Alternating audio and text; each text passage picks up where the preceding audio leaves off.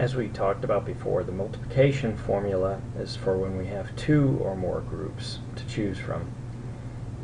When we only have one group of objects, we use the permutation formula when we want to calculate how many arrangements are possible when there's only the one group of objects.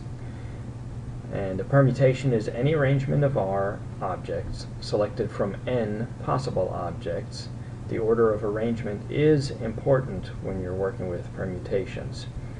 When you think of permutations, think of P for position. The position in the permutation is important. So it should be, instead of a combination lock, when we have a combination lock to put on our bicycle chain or something like that, in reality it's a permutation lock, because the order or the position of the numbers does matter. And the formula is right here.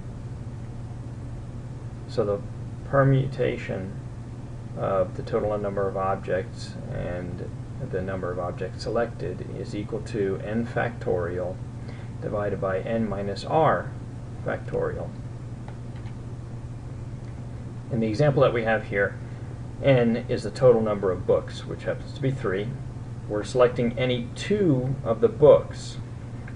So as the example states, I have 3 books, A, B, and C, and I want to know how many different ways I can place any of the 2 of the 3 books on the bookshelf.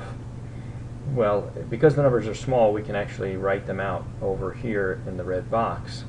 However, to use the formula, it's 3 factorial over 3 minus 2 factorial. Again, you have n, which is the total number of objects, on top in the numerator, and then n, the total number of objects, minus r, the number of objects selected, factorial, in the denominator.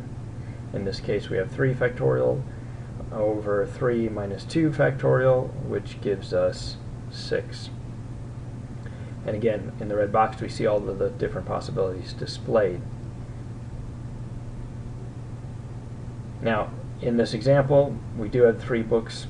We only choose 2 of those books, but they can be in any order that we want to, and we add those up to find out how many books that we can do, or we use the formula. And that's permutations.